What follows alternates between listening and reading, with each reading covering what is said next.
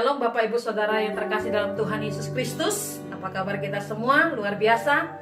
Kita punya Tuhan yang luar biasa dalam hidup kita. Amin. Kita siapkan hati kita di hadapan Tuhan untuk masuk dalam pujian penyembahan kita kepada Dia. Sebab hanya Tuhan sajalah sandaran kita, sebab hanya Tuhan sajalah kekuatan kita. Mari kita berdoa di hadapan Tuhan. Terima kasih Bapa yang baik, kami mengucap syukur Engkau luar biasa Tuhan. Hari ini kami boleh datang bersama-sama Tuhan untuk memuji menyembah Engkau. Kami percaya kehadiran-Mu ada di tempat ini ya Tuhan. Firman-Mu berkata Tuhan, 2-3 orang berkumpul dalam nama-Mu Kau hadir ya Tuhan. Dan Kau hadir Tuhan dimanapun Tuhan. Kami mengucap syukur Tuhan untuk semua yang Kau kerjakan dalam hidup kami. Satu minggu ini kami boleh lewati bersama dengan Engkau Tuhan. Sungguh kami bersyukur Tuhan Engkau luar biasa ya Tuhan. Terima kasih Bapak, terima kasih Tuhan Yesus. Kami memulai ibadah kami pada hari ini ya Tuhan. Engkau berdaulat, Engkau mengurapi setiap kami. Dan kami percaya Tuhan, Engkau sumber sukacita kami. Di dalam nama Tuhan Yesus, kami berdoa dan mengucap syukur. Haleluya, bersama kita katakan amin. Haleluya. Tepuk tangan buat Tuhan kita yang luar biasa. Haleluya. Kita memuji Tuhan sebab Tuhan kita Tuhan yang dahsyat. Tuhan kita Tuhan yang baik. Haleluya.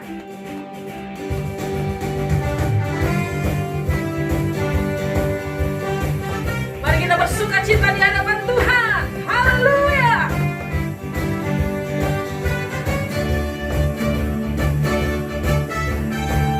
Tiada berkesudahan kasih setiamu Tuhan, selalu baru rahmat-Mu bagiku. Hari berganti hari, tetap kulihat kasih-Mu, tak pernah berakhir di hidupku. Tuhan Yesus baik, Tuhan Yesus baik, yeah, yeah, yeah, sungguh amat baik, yeah, yeah, yeah, untuk selama-lamanya. Tuhan Yesus baik, Tuhan Yesus baik, Tuhan Yesus baik, yeah, yeah, yeah, sungguh amat baik, yeah, yeah, yeah, untuk selama-lamanya.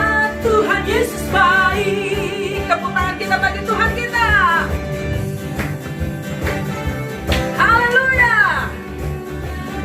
Ya, katakan bersama-sama, Tuhan Yesus baik.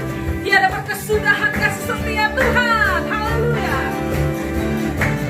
Tiada berkesudahan kasih setiamu Tuhan, selalu baru rahmat-Mu bagiku. Hari berganti hari, hari berganti hari, tetap kulihat kasih-Mu, tak pernah berakhir di hidupku. Tuhan Yesus, Tuhan Yesus baik, yeah, yeah, yeah, sungguh amat baik, yeah, yeah, yeah, untuk selama-lamanya. Tuhan Yesus baik, Tuhan Yesus baik, Tuhan Yesus baik, yeah, yeah, yeah, sungguh amat baik, yeah, yeah, yeah, untuk selama-lamanya. Tuhan Yesus baik, Tuhan Yesus baik, Tuhan Yesus baik, yeah, yeah, yeah, sungguh amat baik, yeah, yeah, yeah, untuk selama-lamanya. Tuhan Yesus baik. Sekali lagi katakan Tuhan Yesus baik, Tuhan Yesus baik, yeah, yeah, yeah, sungguh amat baik, yeah, yeah, yeah, untuk selama-lamanya. Tuhan Yesus baik, untuk selama-lamanya, untuk selama-lamanya, untuk selama-lamanya, untuk selama-lamanya. Tuhan Yesus baik. Haleluya. Yang percaya Tuhan kita Tuhan yang baik, katakan amin. Haleluya. Haleluya. Mari siapkan hati kita di hadapan Tuhan untuk masuk dalam kebenaran firman Tuhan. Terima kasih Tuhan untuk tubuh dan darah-Mu yang akan kami nikmati bersama. Terima kasih Tuhan untuk darah-Mu yang Kau curahkan bagi setiap kami. Terima kasih Tuhan, terima kasih Bapa. Kau menebus setiap kami. Terpujilah namamu Tuhan. Terima kasih Yesus. Dengan darah-Mu Kau tebus dosaku, dengan nyawa-Mu Kau tukar hidupku. Kini aku sepenuhnya milik-Mu. Akulah anak-Mu. Dengan darah-Mu, dengan darah-Mu Kau tebus dosaku, dengan nyawa-Mu Kau tukar hidupku. Kini aku sepenuhnya milik-Mu. Akulah anak-Mu. Yesus, Yesus, Yesus, Yesus, Yesus, ku berseru. Yesus, Yesus, ku panggil namamu. Pengabdianku hanya padamu. Yesus, Yesus, Engkaulah Bapakku. Yesus, Yesus, Yesus, Yesus, Yesus, ku berseru.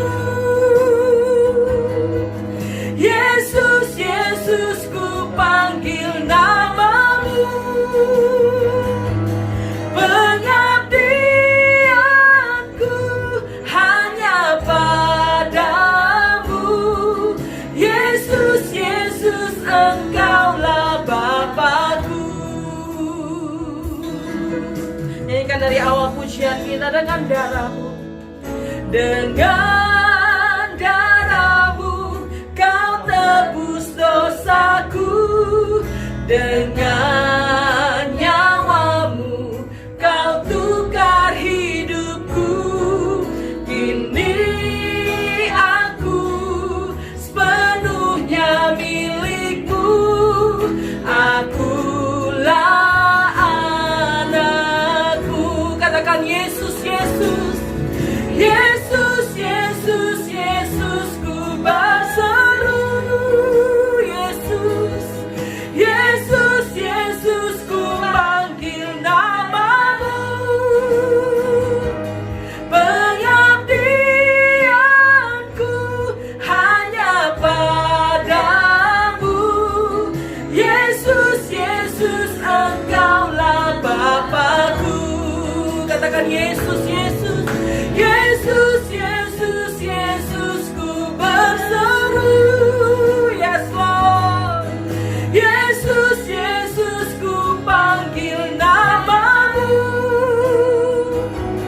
Pengabdianku hanya padamu. Yesus, Yesus, Engkaulah Bapakku. Yesus, Yesus, Engkaulah Bapakku. Yesus, Yesus, Engkaulah Bapakku. Sekali lagi katakan, Yesus, Yesus, Engkaulah Bapakku. Mari kita sembah Dia. Terima kasih Tuhan. Engkau Bapa yang baik. Kami berseru memanggil namamu. Yesus, Yesus Tuhan. Haleluya. Glory bagi namamu Tuhan. Terima kasih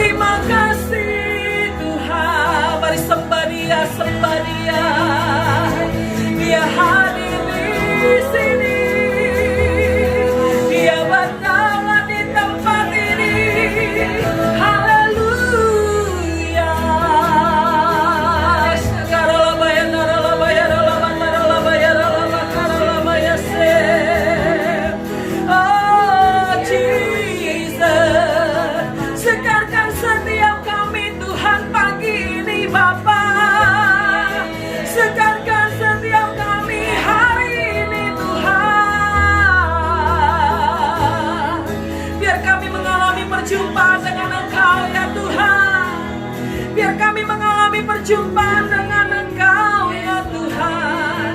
Haleluya. Terima kasih Tuhan, terima kasih Engkau luar biasa Tuhan. Engkau ajaib, Engkau hadir di sini ya Tuhan. Kami bersyukur Engkau baik, Engkau sangat baik Tuhan. Kami siapkan hati kami Tuhan untuk dengar firman-Mu.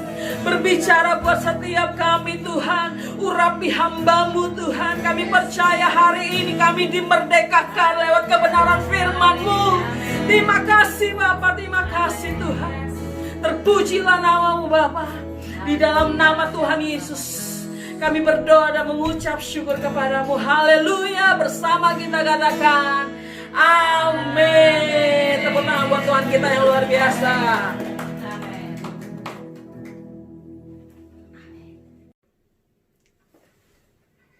Selamat pagi Bapak Ibu Saudara yang dikasihi Tuhan. Shalom. Kita bersyukur sudah memasuki bulan Juni. Minggu pertama ini kita akan mengawali dengan serial yang baru untuk sepanjang bulan ini. Kita akan membahas beberapa hal yang ditulis di dalam kitab Injil Matius pasalnya yang kelima tentang kebahagiaan anak-anak Tuhan. Bapak Ibu Saudara yang dikasihi Tuhan, hari ini kita akan melihat apa yang Tuhan mau sebagai anak-anak Tuhan yang membawa damai. Berbahagialah orang-orang yang membawa damai di dalam kehidupan yang ada. Beberapa waktu yang lalu, salah satu pastoral tempat kita membicarakan tentang satu cermin. Ya, kita tahu apa fungsinya cermin di dalam setiap kehidupan kita. Kalau saya tanya kepada saudara, berapa kali dalam sehari saudara bercermin? Ya, mungkin paling tidak 3-4 kali ya. Kalau buat para pria itu ya maksimal mungkin 3 kali sehari ya. Tetapi buat para wanita itu minimal kalau 3 kali itu. Yang pertama mungkin di kamar mandi, yang kedua di tempat make up yang ada, ketika mungkin di ruangan tamu atau mungkin di mobil. Dan kita melihat bahwa cermin itu bisa memberikan kepada kita keadaan seperti apa kita. Tetapi cermin tidak akan pernah bisa berfungsi dengan baik untuk mendandani atau memperbaiki kehidupan kita yang bercermin kalau kita tidak melakukan action. Kita melihat banyak sekali para ibu, para wanita kalau bepergian, sama dengan kalau dia ketinggalan handphone, dia akan bingung. Kalau dia ketinggalan cermin di dalam dompet atau di dalam tasnya. Karena itu satu alat yang kecil mungkin, tetapi itu akan bisa membawa keadaan yang confidence dalam kehidupan mereka. Bahkan kalau mereka atau kita mengadakan satu acara pesta dan lain sebagainya, kita bisa perhatikan para wanita itu seringkali mondar-mandir ke toilet atau ke ruang bercermin untuk bisa touch up tentang make up yang ada ya. Padahal ya kalau mereka melakukan itu, suami-suami juga tidak terlalu memperhatikan. Betul nggak? Karena ya mungkin setiap hari sudah ketemu, tetapi memang untuk confidence itu setiap orang paling tidak dia akan menghadap cermin sebelum dia bepergian atau sebelum dia melakukan segala sesuatu. Nah, Bapak Ibu Saudara yang dikasihi Tuhan, untuk memperbaiki hidup kita atau untuk memperbaiki keadaan kita, orang itu perlu bercermin. Karena dengan bercermin dia tahu ada kelemahan apa, ada kekurangan apa. Nah, hal yang sama sebetulnya di dalam kehidupan rohani. Kita juga perlu untuk bercermin tentang keadaan kita. Ada satu ayat yang baik sekali yang saya ingin sampaikan kepada saudara sebagai pendahuluan yang ada, yang saya ambil dari kitab Yakobus. Pasalnya yang pertama ayat yang ke-23. Sebab jika seorang hanya mendengar firman saja dan tidak melakukannya, ia adalah seumpama seorang yang sedang mengamati mukanya yang sebenarnya di depan cermin. Baru saja ia memandang dirinya, ia sudah pergi atau ia segera lupa bagaimana rupanya. Cermin tidak akan bisa berfungsi dengan maksimal kalau dia hanya kalau manusia itu hanya melihat mukanya di depan cermin, kemudian dia tidak melakukan perbaikan. Mungkin apakah ada yang perlu ditouch up, ada yang perlu dibetulkan, ada yang perlu dirapikan. Jadi hanya bisa melihat saja. Hal yang sama juga ketika kita anak-anak Tuhan belajar akan firman Tuhan. Perintah Tuhan atau keinginan hati Tuhan itu seringkali disampaikan dengan dua cara. Yang pertama dengan aturan-aturan, dengan peraturan-peraturan supaya kita bisa melakukannya. Jangan kamu begini, jangan kamu begitu, hendaklah kamu begini, hendaklah kamu begitu. Tetapi ada bagian yang kedua yang seringkali firman Tuhan itu dinyatakan dengan narasi Alkitab, dengan cerita-cerita, dengan satu kisah-kisah di mana Bapak, Ibu, Saudara dan kita sekalian bisa belajar di dalamnya sehingga kita bisa merenungkan firman Tuhan, menemukan hati Tuhan.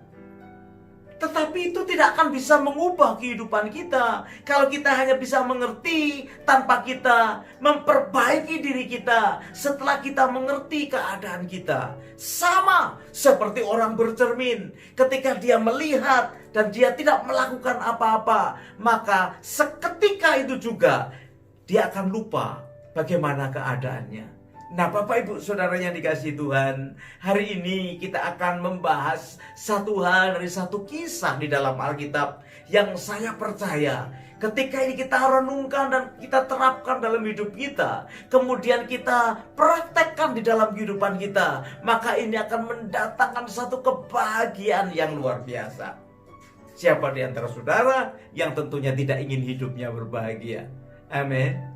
Saya percaya semua kita di dalam pengiringan kepada Tuhan, saya rasa ada salah satu tujuan di dalam hidup kita supaya kita semua di dalam pengiringan kita kepada Tuhan mengalami kebahagiaan, terlebih lagi kebahagiaan jiwa dan roh kita, dan tentunya juga kebahagiaan atas tubuh kita. Nah, Bapak, Ibu, Saudara yang dikasihi Tuhan, mari kita akan melihat satu kisah, satu narasi Alkitab yang kita akan bisa belajar di dalamnya menjadi orang yang membawa damai. Karena firman Tuhan berkata di dalam Matius pasal 5 ayat 9 nanti, bahwa berbahagialah orang yang membawa damai. Nah, Bapak, Ibu, mari kita lihat kisah yang luar biasa di dalam 1 Samuel pasalnya yang ke-25. Kita akan melihat satu kisah yang luar biasa dari pembacaan ayat firman Tuhan. Mulai ayat yang kedua dari 1 Samuel pasal 25, kita akan melihat yang pertama sampai ayatnya yang ke-11. Ketika itu ada seorang laki-laki di Maon yang mempunyai perusahaan di Karmel. Ini judul perikop ini adalah Daud, Nabal, dan Abigail. Nah, orang itu sangat kaya, ia mempunyai 3.000 ekor domba dan 1.000 ekor kambing. Ia ada di Karmel pada pengguntingan bulu domba-dombanya. Nama orang itu Nabal dan nama istrinya Abigail. Perempuan itu bijak dan cantik, tetapi laki-laki itu kasar dan jahat kelakuannya. Ia seorang keturunan Kaleb.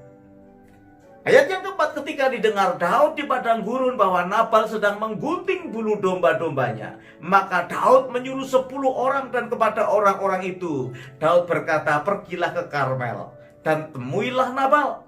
Tanyakanlah keselamatannya atas namaku dan sampaikanlah salam ini kepadanya.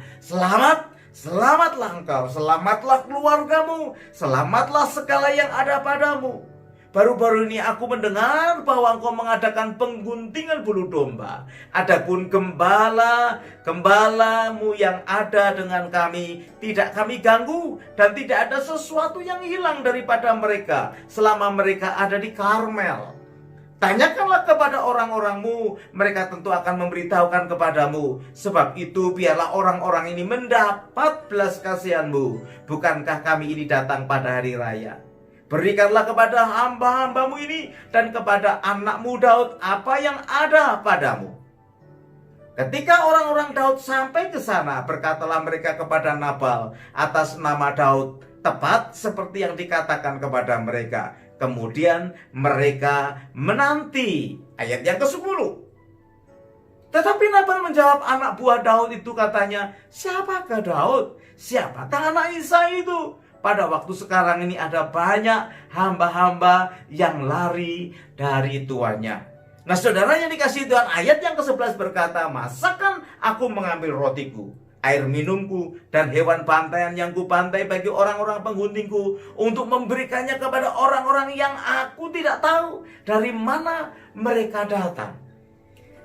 Saudara, ada 3 bagian yang kita akan pelajari bersama-sama dari kisah ini. Saya berharap ini juga bisa menjadi cermin dalam kehidupan kita. Yang pertama, yaitu Nabal. Kita tahu dari cerita dan kisah ini, Nabal adalah seorang pengusaha yang berhasil. Dia mempunyai peternakan di Karmel. Oh, binatang piaraannya begitu besar. Dan saat itu, saudara, dikatakan di dalam kisah ini adalah masa panen buat mereka. Pengguntingan bulu domba daripada kekayaan Nabal itu. Saudara yang dikasihi Tuhan, ini adalah satu masa yang sebetulnya kritis. Karena biasanya kalau masa-masa panen seperti itu, maka akan terjadi sesuatu yang tidak baik karena mungkin diserang oleh pejabat, kemudian mungkin bisa dirampok dan lain sebagainya. Dan kita melihat kisah yang kita baca ini, sesungguhnya ada kisah yang luar biasa. Karena Daud dan tentaranya menjagai para penggembala dari Nabal yang ada. Nah saudara yang dikasihi Tuhan, pada saat panen itu, Daud mengirim 10 utusannya untuk menyampaikan kabar selamat dan sekaligus meminta bantuan untuk bisa mendapatkan bagian sedikit supaya mereka bisa makan, supaya mereka bisa mempertahankan hidup yang ada. Karena pada waktu itu Daud ada di dalam pengejaran daripada Saul, saudara yang dikasihi Tuhan. Nah, rupanya Nabal memberikan cermin yang kita bisa belajar bersama-sama. Seorang yang kaya tetapi tidak peka terhadap kebutuhan orang lain. Hal yang pertama, kaya tetapi tidak peka dengan kebutuhan orang lain. Sehingga apa? Tidak ada rasa atau berbela rasa satu dengan yang lain terhadap orang yang membutuhkan. Maka dikatakan, siapa Daud? Aku tidak kenal. Apakah aku harus memberikan makananku dan hartaku kepada mereka? Saudara yang dikasihi Tuhan, orang yang tidak peka kepada kebutuhan orang lain seringkali memicu satu konflik di dalam kehidupan. Konflik bisa terjadi. Kenapa? Karena tidak peka. Padahal dia mampu untuk melakukan sesuatu yang baik. Dia punya kesanggupan, dia punya kemampuan, dia punya kesempatan, tetapi menutup dirinya untuk bisa peka terhadap kebutuhan orang yang lain. 10 orang dikirim Daud kepada Nabal dalam rangka mereka mempertahankan hidup. Dan saya tahu bahwa pada saat itu orang melihat Nabal adalah orang yang sukses di dalam pekerjaan yang ada. Nah saudara, seringkali perasaan tidak peka itu bisa memicu satu konflik ya di dalam kehidupan manusia. Nah, Nabal ini, saudara, adalah gambaran orang yang suka membuat satu konflik, satu persoalan dalam kehidupan. Dikarenakan apa? Adanya rasa yang tidak peka kepada kebutuhan orang lain. Ini bisa terjadi di dalam kehidupan sehari-hari. Ya. Perasaan tidak peka kepada orang lain itu bisa memicu satu konflik, satu masalah, membuat satu persoalan di dalam kehidupan. Nah, Bapak Ibu Saudara yang dikasihi Tuhan, kalau konflik itu terjadi, biasanya adanya luka yang ditimbulkan dari perasaan tidak peka. Bayangkan, marah dia, si Daud, luka. Karena apa? Dia sudah melak. Kalau saudara baca kisah itu luar biasa. Mereka menjagai dan bahkan gembala-gembala daripada Nabal itu juga memberitahu mereka adalah pasukan-pasukan yang baik yang membentengi mereka sehingga mereka bisa beternak dengan baik. Tetapi karena keangkuhan, karena rasa tidak peka kepada kebutuhan orang lain, Nabal bisa melukai hati Daud. Nah, saudara, gambaran yang pertama, seringkali dikarenakan tidak peka, kita tidak punya rasa belas kasihan kepada yang lain. Satu kali kita melihat ada seseorang yang datang minta-minta, ya, karena memang dia orang miskin, dia jadi pengemis, datang kepada seseorang, dia minta, berikan aku sedekah, karena aku belum makan, aku lapar. Tapi seorang yang kelihatannya berkecukupan, memiliki uang, dia berkata, oh kamu belum makan, aku juga belum makan. Pengemis berkata, tetapi aku lapar. Oh kapan kamu tidak makan? Tadi pagi aku tidak makan. Si orang yang punya uang berkata, sudahlah, sabarlah ya. Karena dia mungkin melihat orang ini kelihatan masih muda atau mungkin punya kemampuan, tetapi kenapa mengemis? Saudara, sebetulnya dia bisa memberi karena dia punya, tetapi karena adanya ketidakpekaan, seringkali dia tidak bisa mengulurkan bantuan kepada orang yang membutuhkan. Dan bahkan tidak hanya tidak memberikan bantuan, dia memberikan wejangan-wejangan yang sebetulnya tidak dibutuhkan. Orang itu hanya membutuhkan bantuan untuk bisa makan, tetapi malah diberi nasihat. Itu tidak mempengaruhi atau tidak membuat orang lain itu menjadi lebih baik. Yang pertama, Nabal menunjukkan bahwa sanggup dan mampu, tetapi tidak peka. Dan hal ini bisa menjadikan pemicu adanya satu konflik. Yang kedua, kita melihat dari orang yang bernama Daud itu, ya, bukan hanya Nabal yang menjadikan persoalan itu atau konflik itu timbul di dalam kehidupan, tetapi orang seperti Daud itu juga bisa memperbesar konflik. Karena apa? Daud ini adalah orang yang meresponi akan konflik yang dipicu itu, sehingga menimbulkan satu ketegangan yang luar biasa. Ayat 12 dan ayat 13 kita bisa perhatikan. Kita tetap ada di dalam 1 Samuel pasal yang ke-25. Lalu orang-orang Daud itu berbalik pulang, dan setelah sampai mereka memberitahukan kepadanya tepat seperti yang dikatakan kepada mereka. Kemudian berkatalah Daud kepada orang-orangnya, kamu masing-masing sandanglah pedang. Lalu mereka masing-masing menyandang pedangnya. Daud sendiri pun menyandang pedangnya. Sesudah itu kira-kira 400 orang maju mengikuti Daud, sedang 200 orang tinggal menjaga barang-barang.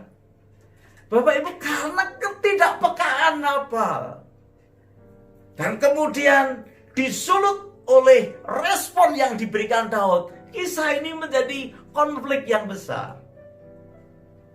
Sebelum saya lanjutkan tentang respon Daud yang salah itu, saudara, saya mau tekankan sedikit lagi tentang kepekaan kepada orang lain. Ini juga bisa timbul konflik di dalam kita berkeluarga, berumah tangga, bisa konflik di dalam hubungan kita bergereja, di dalam masyarakat, di dalam tempat kita bekerja. Konflik timbul di dalam komunitas kita karena rasa tidak peka. Seorang suami istri seringkali juga begitu, ya. Istri memasakkan suaminya ditanya masakannya enak atau tidak, saudara karena tidak peka, dia berkata, ya oke lah, tapi masih enak masakan mamaku gitu. Saudara, sekali ya nggak apa-apa. Dia tanya kepada mama mertuanya, resepnya apa sih membuat nasi goreng kok nasi gorengnya mama kok katanya lebih enak. Setiap kali memasak, suaminya nggak peka. Dia selalu compare dengan mamahnya. Satu kali timbul konflik yang cukup besar. Akhirnya tidak dimasakkan lagi. Ketika ditanya kok nggak masak lagi, ya sudah sana, minta masakan mamahmu, katanya seperti begitu. Hal yang sama kepada seorang laki-laki. Laki-laki ingin menunjukkan kasihnya, perhatiannya kepada sang istri, tetapi selalu berkata, itu suami tetangga itu sama istrinya jauh lebih baik. Terus dari hari tidak ada kepekaan. Karena apa? Karena mengcompare dengan yang lain. Nah, ini timbul konflik seringkali karena dibandingkan satu dengan yang lain tanpa memperhatikan perasaan, tanpa memiliki kepekaan. Nah, saudara yang dikasihi Tuhan, hal-hal itu bisa terjadi. Nah, yang kedua tadi saya sampaikan, Daud juga memiliki kasus yang sama. Bukan hanya Nabal, seorang yang kaya tapi tidak peka. Tetapi Daud itu kehilangan kendali, kehilangan penguasaan diri. Padahal kalau kita melihat kisah ini, Daud ketika itu adalah Daud yang sudah diurapi menjadi raja. Seorang yang diurapi tetapi bisa kehilangan kendali diri. Kenapa? Karena hidupnya disakiti. Saudara yang dikasihi Tuhan, Daud tersulut emosinya. Hanya karena apa? Karena dilukai atau tidak diperhatikan atau tidak diperhitungkan oleh Nabal. Padahal dia adalah orang yang diurapi. Saya mau sampaikan kepada saudara, Daud memberikan cermin yang luar biasa juga. Khususnya buat anak-anak Tuhan seperti saudara dan saya. Orang-orang yang sudah diterima sebagai anak Tuhan. Orang-orang yang sudah dijadikan anak-anak Tuhan. Yang hidupnya diurapi. Tetapi karena luka di hati, seringkali kita menjadi orang yang kehilangan kendali. Walaupun sudah diurapi, orang bisa kehilangan kendali seperti Daud. Nah, hal ini karena apa? Karena Daud memberikan respon terhadap konflik, terhadap picuan konflik yang dilakukan oleh si Nabal. Itu sebabnya Alkitab mengajak kepada kita hati-hati di dalam menjagai diri ini. Kita ada di dalam keadaan yang hal ini bisa terjadi dalam hidup kita. Apakah kita ini menjadi orang yang mampu, tetapi kita tidak peka kepada yang lain?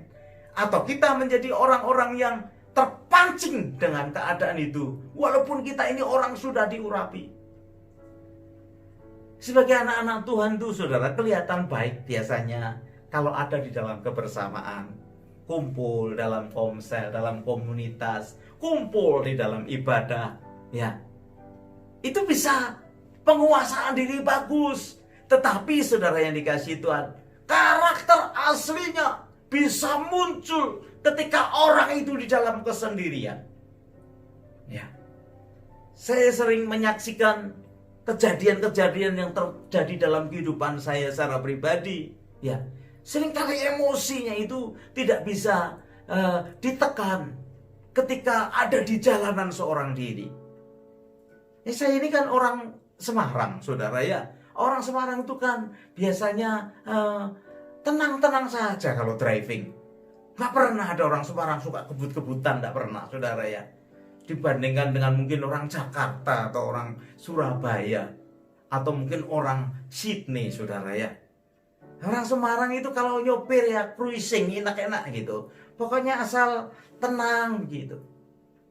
Sering kali saya di hong dengan orang lain. Padahal saya sudah dalam posisi kecepatan sudah saya ikuti. Tetapi karena statis atau stabil saja bisa orang motong saya. Dan itu kalau seringkali terjadi dalam hidup saya, itu bisa emosinya bisa tinggi. Ya, bahkan seringkali istri saya berkata, sabar. Tapi itu bisa tinggi. Ya, namanya pendeta juga masih manusia kan ya. Satu kali memang kejadian di Hong Kong. Saya marah saudara ya. Udah, ternyata siapa yang ngehong? Jemaat saudara. Kan malu ya toh. Jadi kadang penguasaan itu diri itu kurang. Nah, ini adalah cermin yang kedua. Walaupun kita sudah mendapatkan pengurapan yang datang daripada Tuhan, tapi tetap buah-buah roh, penguasaan diri itu harus juga dikendalikan di dalam kehidupan kita. Saudara akan kelihatan siapa saudara. Itu justru ketika saudara hidup sendiri. Apa yang saudara kerjakan ketika engkau sendirian? Apakah engkau seorang yang sabar? Apakah engkau seorang yang pemarah? Apakah engkau seorang yang emosi? Apakah engkau seorang yang suka berbuat dosa? Itu ketika sendiri. Kita bersyukur kalau bersama-sama seperti ada pakar, semua kelihatan baik. Tetapi perhatikan, Daud memberikan cermin. Walaupun sudah diurapi, tetapi dia juga sangat riskan kehilangan kendali di dalam kehidupan yang ada. Nah, Bapak Ibu Saudara yang dikasihi Tuhan, itu sebabnya ketika kita ini mengalami luka di hati, kita harus sadar bahwa itu dibereskan dalam hidup kita. Nah, dua orang nih sedang terjadi konflik. Yang satu memicu konflik yang ada, yang merasa bahwa dirinya adalah orang yang berhasil. Tapi karena tidak peka, menimbulkan luka hati buat pria yang lain. Yang satu ini merasa dia adalah hero atau dia adalah orang yang hebat karena bisa mengalahkan orang yang paling hebat di Filistin, namanya Goliat. Raksasa yang besar itu dia kalahkan. Tapi dia lupa bahwa dia tidak bisa mengalahkan dirinya sendiri. Tidak bisa mengalahkan emosinya sendiri. Dua orang ini saudara tersulut kepada konflik. Yang satu memicu konflik, yang satu merespon picuan konflik itu. Nah, ini luar biasa. Kalau ini sampai terjadi, saudara, pasti ada satu kejadian yang besar, yang pasti akan merugikan atau mungkin membuat salah satu di antara mereka akhirnya kehilangan akan berkat yang besar. Saudara yang dikasihi Tuhan, tapi ada satu orang lagi, pribadi, seorang wanita yang Alkitab berkata itu adalah Abigail, istri daripada Nabal. Lihat, kita melihat satu kisah yang luar biasa dari tiga pribadi yang bisa memberikan cermin kepada kita. Abigail hadir sebagai jembatan yang membuat konflik itu bisa tidak terjadi. Ayat yang ke-14 sampai ayat yang ke-19 kita melihat kisah ini. Tetapi kepada Abigail, istri Nabal, telah diberitahukan oleh salah seorang bujangnya. Katanya, ketahuilah, Daud menyuruh orang dari padang gurun untuk memberi salam kepada Tuhan kita. Tetapi ia memaki-maki mereka. Padahal orang-orang itu sangat baik kepada kami. Mereka tidak mengganggu kami. Dan kami tidak kehilangan apa-apa selama kami lalu lalang di dekat mereka. Ketika kami ada di ladang, ayatnya yang ke-16, saudara yang dikasihi Tuhan, mereka seperti pagar tembok sekeliling kami siang malam, selama kami menggembalakan domba-domba dekat mereka. Ayatnya yang ke-17, oleh sebab itu, pikirkanlah dan pertimbangkanlah apa yang harus kau perbuat. Sebab telah diputuskan bahwa celaka akan didatangkan kepada Tuhan kita dan kepada seisi rumahnya, dan ia seorang yang dursila. Ini gembala-gembalanya saja juga mengetahui bahwa Nabal seorang yang dursila, seorang yang jahat, sehingga sehingga orang tidak dapat berbicara dengan dia.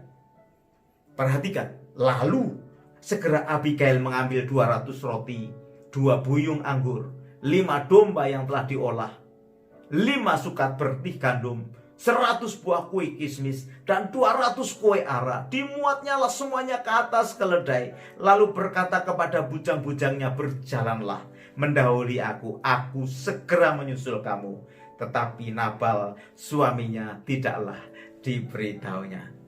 Indah ya saudara yang dikasihi Tuhan. Cermin yang ketiga yang dibawakan oleh Abigail adalah cermin seorang pembawa damai. Dia tahu kelemahan daripada suaminya. Dia mengenal baik suaminya.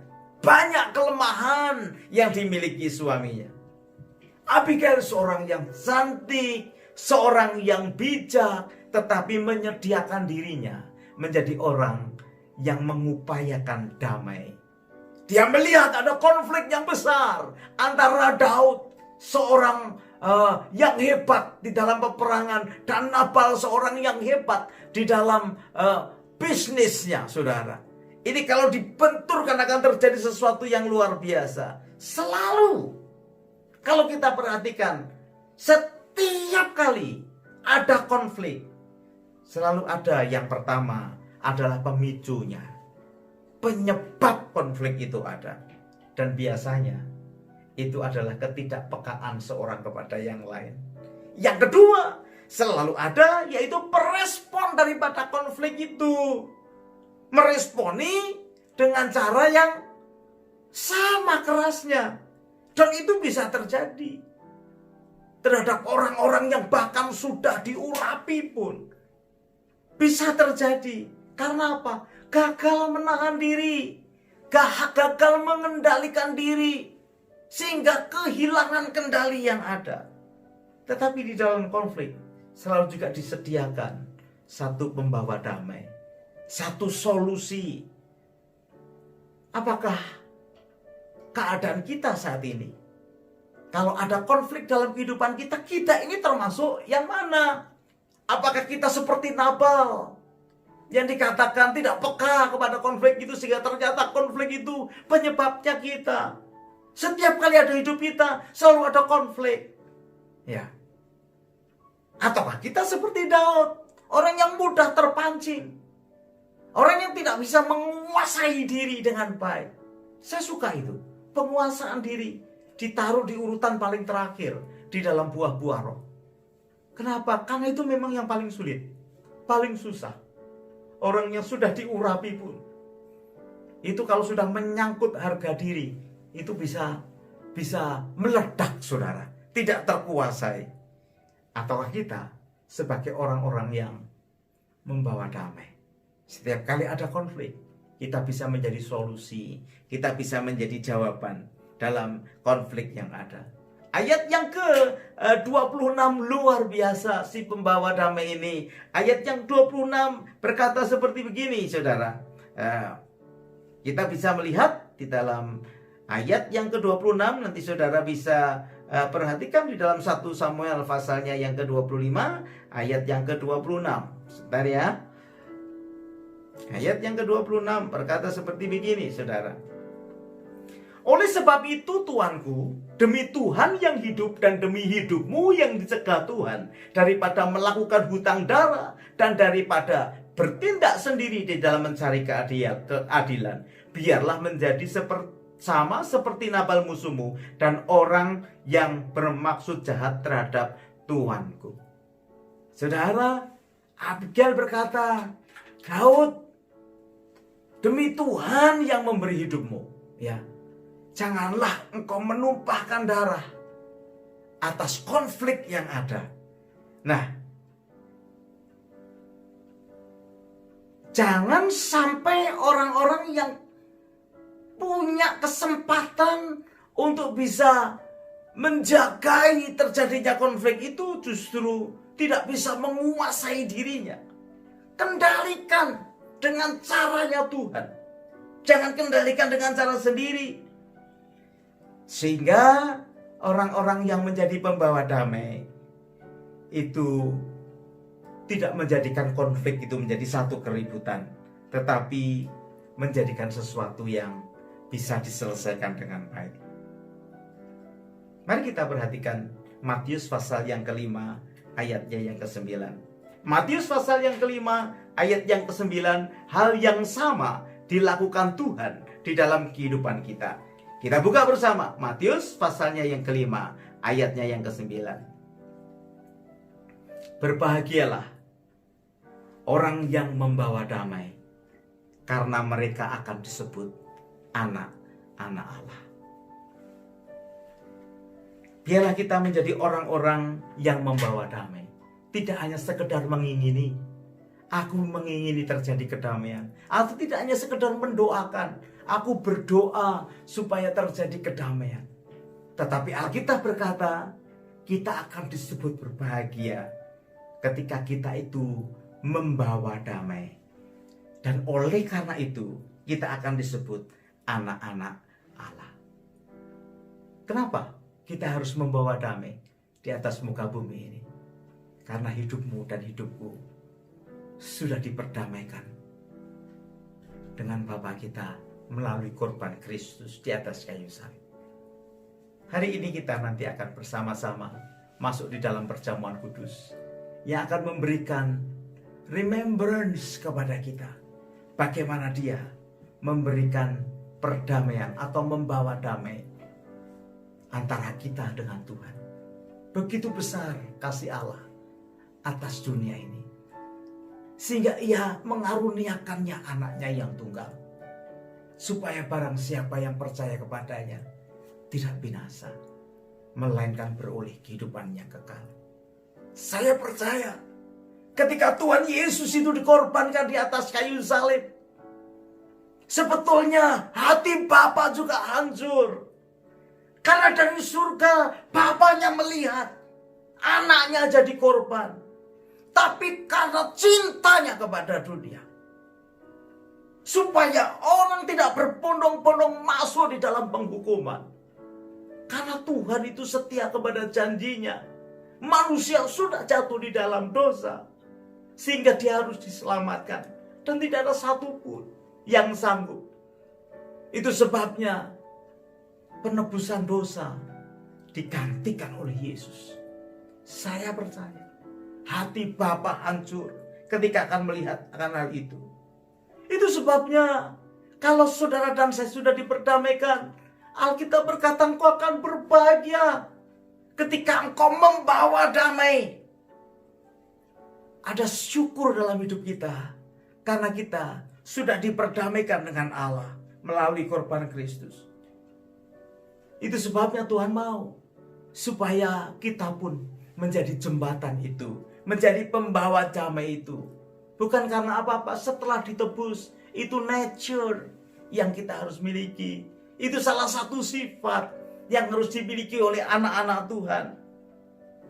Menjadi pembawa damai.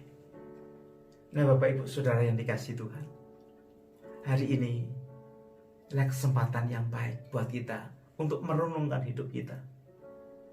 Konflik bisa terjadi di mana-mana. Bahkan bisa terjadi di dalam rumah tangga kita. Bisa terjadi di lingkungan pelayanan kita gereja. Bisa terjadi di lingkungan pekerjaan kita. Atau di masyarakat kita. Atau di bangsa negara yang ada. Tapi selalu ingat, yang mana yang menjadi cermin dalam hidupmu? Apakah engkau seorang yang memicu adanya konflik? Atau yang kedua, saudara san saya, apakah kita ini adalah orang-orang yang meresponi konflik itu dengan cara tidak menahan diri, sehingga terjadi sesuatu yang hebat, yang luar biasa? Atau saudara dan saya menjadi penyelesai atau solusi, sehingga konflik yang besar tidak terjadi sesuatu yang merugikan satu dengan yang lain. Saya berdoa supaya semua kita menjadi orang-orang yang disebut anak-anak Allah, karena keberadaan kita adalah membawa damai di tengah-tengah atau di lingkungan kita sekalian. Mari kita berdoa, dan sebentar kita akan siapkan perjamuan kudus pada hari ini. Kita bersyukur sepanjang bulan ini kita akan belajar bagaimana berbahagia menjadi anak-anak Allah. Bapa kami di dalam surga, hamba-Mu berdoa pada pagi hari ini. Kami bersyukur memasuki bulan ini untuk mempelajari kebahagiaan anak-anak Allah.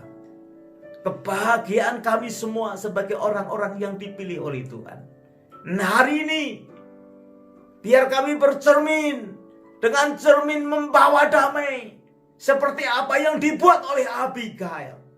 Memahami situasi suaminya, memahami kelemahan suaminya, dan dia melihat ada keindahan, ada sesuatu yang bisa diperjuangkan menjadi indah, sehingga tidak terjadi konflik yang besar antara suaminya dengan Daud, Raja Daud.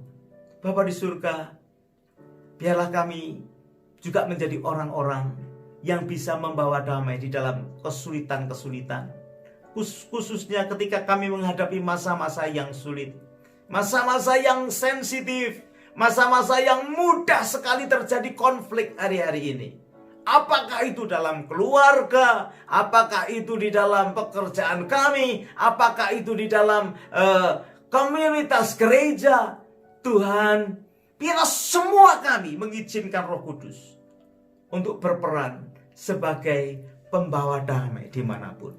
Karena firman-Mu berkata pagi hari ini, dengan demikian maka kami adalah anak-anak Tuhan, akan disebut sebagai anak-anak Tuhan. Terima kasih ya Tuhan, terima kasih. Pagi hari ini kami bersyukur dari narasi Alkitab yang kami pelajari. Nabal, Daud, Abigail akan menjadi cermin bagi kehidupan kami. Dan kalau kami tidak sesuai dengan kehendak-Mu, ajari kami Tuhan untuk memperbaiki diri kami, sehingga cermin itu bisa menjadi maksimal karena ada perubahan di dalam kehidupan kami. Terpuji nama-Mu, glori kemuliaan bagi Engkau di tempat yang maha tinggi. Kami siapkan akan perjamuan kudus yang ada untuk kami nikmati di dalam nama Yesus. Haleluya, amin. Bapak Ibu, kita akan siapkan perjamuan kudus pada pagi hari ini. Silakan mungkin para bapak bisa menyiapkan untuk istri dan anak-anak yang ada. Anak-anak muda mempersiapkan diri dengan baik. Siapkan rotimu dan anggurmu di rumah masing-masing, di tempat masing-masing. Dan sebentar setelah pujian ini, kita akan masuk di dalam perjamuan kudus bersama-sama.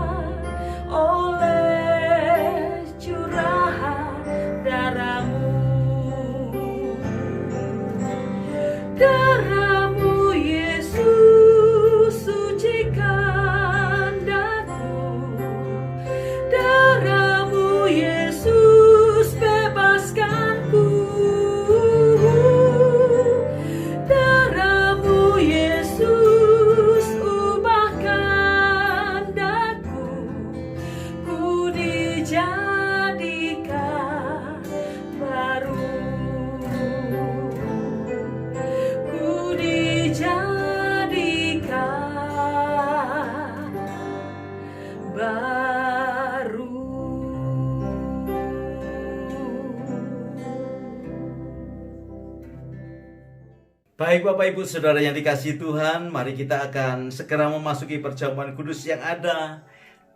Siapkan rotimu, dan pada saya ada firman Tuhan dari Mazmur pasal 34 ayat 37 ayat yang keempat. Bergembiralah karena Tuhan, maka Ia akan memberikan kepadamu apa yang diinginkan hatimu. Mari kita angkat roti kita dengan tangan kanan ke atas. Sebab apa yang telah kuteruskan kepadamu telah aku terima dari Tuhan, yaitu bahwa Tuhan Yesus pada malam waktu Ia diserahkan, mengambil roti, dan sesudah itu Ia mengucap syukur atasnya. Ia memecah-mecahkannya dan berkata, inilah tubuhku yang diserahkan bagi kamu, perbuatlah ini menjadi peringatan akan aku. Saudara percaya? Mari kita pecahkan bersama-sama, dan kita akan makan dalam nama Yesus.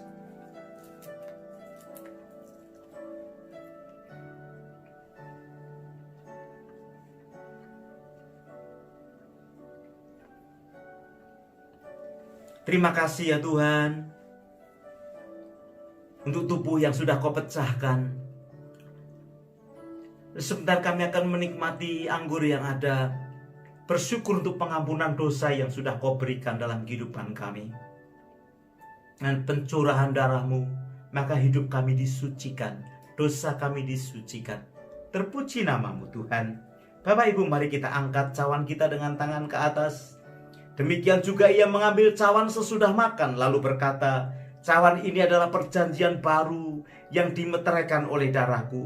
Perbuatlah ini setiap kali kamu meminumnya, menjadi peringatan akan aku. Mari kita akan minum bersama-sama.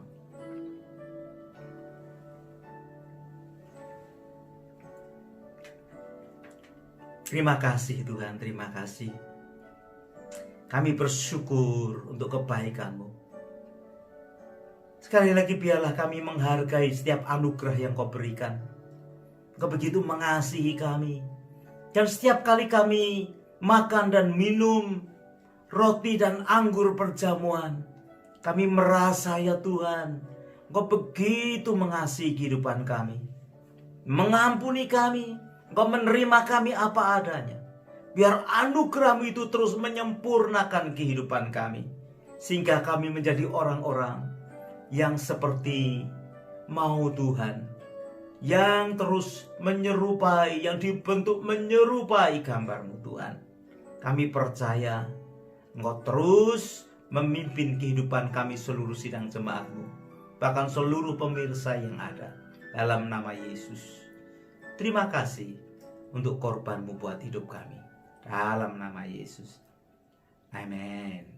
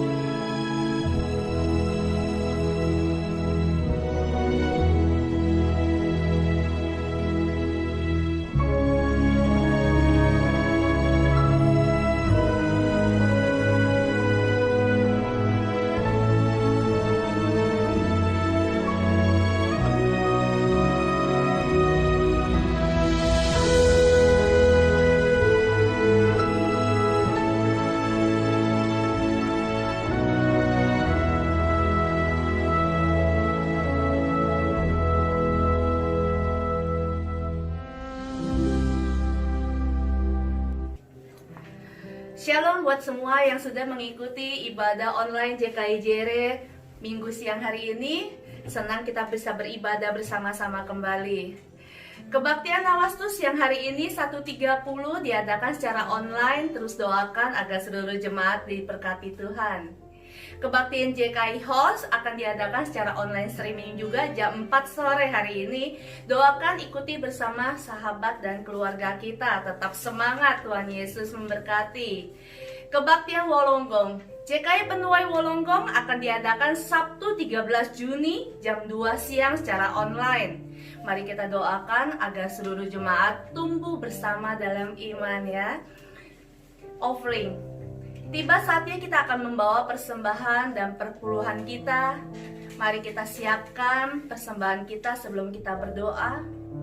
Silakan transfer ke akun gereja Indonesia Christian Fellowship dengan BSP number 082332 dengan akun number 835914.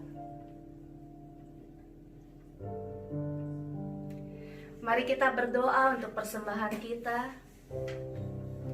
Bapa Tuhan Yesus yang ada di surga, kami bersyukur Bapa untuk penyertaan Kau sepanjang ibadah berjalan dengan lancar ya Bapa.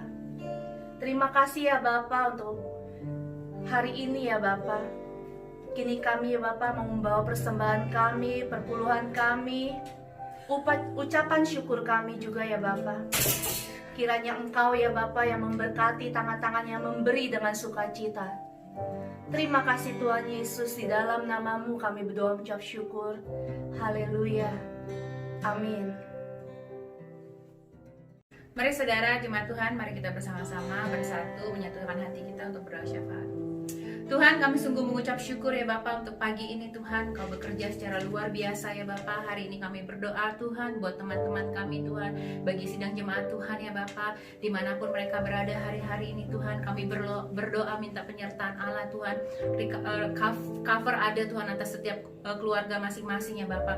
Kami berdoa ya Tuhan hari-hari ini buat kepala-kepala keluarga yang ada Tuhan, biar mereka semakin hari semakin melekat kepadamu, menjadi imam yang kuat di dalam keluarga ya Bapa. Kami juga berdoa untuk istri-istri yang ada Tuhan. Kami berdoa ya Bapa, biar istri juga dikuatkan Tuhan. Dalam masa-masa ini Tuhan, kami berdoa ya Bapa, biar kasih karunia Allah nyata atas setiap keluarga-keluarga yang ada Tuhan. Kami berdoa juga untuk anak-anak Tuhan, minta perlindungan yang ada Tuhan buat anak-anak Tuhan, kemanapun mereka pergi Tuhan, dalam sekolah mereka Tuhan. Kami berdoa ya Bapa, Engkau sertai Tuhan. Kami juga berdoa Tuhan memberkati mereka Tuhan dengan kepintaran yang datang daripadamu ya Bapa, sehingga mereka dimampukan Tuhan untuk sekolah dengan baik ya Bapa. Tuhan, kami berdoa juga untuk sidang jemaat-Mu yang sakit hari-hari ini Tuhan, dimanapun mereka berada hari-hari ini Tuhan, ada yang di rumah sakit maupun di rumah Tuhan yang menantikan kesembuhan. Kami percaya mujizat Allah ada sampai hari ini. Kami percaya Tuhan, Kau Allah yang menyertai hidup mereka Tuhan. In the name of Jesus Tuhan, kami mintakan kesembuhan Tuhan yang sempurna atas hidup mereka ya Bapa. Kami bawa mereka Tuhan ke dalam tangan-Mu Tuhan, biar kebutuhan mereka juga Engkau penuhi ya Bapa. Kami percaya Tuhan, Engkau Allah yang sanggup Tuhan bekerja Tuhan melalui keluarga-keluarga yang sakit Tuhan. Personal Tuhan, mereka boleh mendapatkan encounter dengan Engkau. Roh Kudus, Kau bekerja lebih kuat lagi dalam hidup mereka ya Bapa. Walaupun di masa sakit mereka Tuhan, iman mereka tetap bangkit Tuhan. Tuhan tetap melekat kepadamu ya Tuhan. Kami juga berdoa Tuhan membawa bangsa Australia ke dalam tangan-Mu Tuhan. Di tengah virus corona ini kami minta Tuhan, mintakan hikmat Tuhan buat kepala negara yang ada Tuhan. Kami berdoa untuk setiap keputusan-keputusan yang ada Tuhan, biar Engkau yang menyertai, menjadi keputusan yang datang daripadamu Tuhan, yang tepat Tuhan, yang tidak dipakai Tuhan untuk kepentingan apapun Tuhan. Kami berdoa juga Tuhan, minta Engkau pulihkan Tuhan perekonomian yang ada Tuhan. Kami berdoa ya Bapa, pulihkan Tuhan perekonomian Australia Tuhan, biar kembalikan seperti semula ya Bapa. Sesuai dengan kehendak-Mu terjadilah Tuhan. Kami juga berdoa Tuhan buat jemaat-jemaat-Mu yang membutuhkan pekerjaan hari-hari ini Tuhan. Tuhan, tangan-Mu tak kurang panjang untuk menolong setiap kami ya Bapa. Tuhan, kami berdoa Tuhan, sediakan pekerjaan yang terbaik buat hidup mereka Tuhan. Tuhan, yang hari-hari ini menantikan Tuhan mujizat Tuhan, penyediaan. Kami juga berdoa Tuhan, tangan-Mu sendiri yang menyediakan segala kebutuhan mereka Tuhan. Kami percaya itu ya Bapa. In the name of Jesus Tuhan, kami bawa semua pokok-pokok doa ini ke dalam tangan-Mu Tuhan. Terjadilah sesuai dengan kehendak-Mu. Thank you Jesus. Di dalam nama Yesus kami berdoa dan mengucap syukur. Haleluya. Amin. Haleluya, kita sebentar akan selesai dengan ibadah kita pada pagi hari ini. Jangan lupa setelah acara ini kita bisa berfellowship bersama-sama di dalam Zoom. Kita akan nyanyikan satu pujian terakhir yang berkata, kami memuji kebesaran-Mu, dan kita akan menerima doa berkat pada siang hari ini. Kami memuji kebesaran-Mu, ajaib Tuhan, ajaib Tuhan. Kami memuji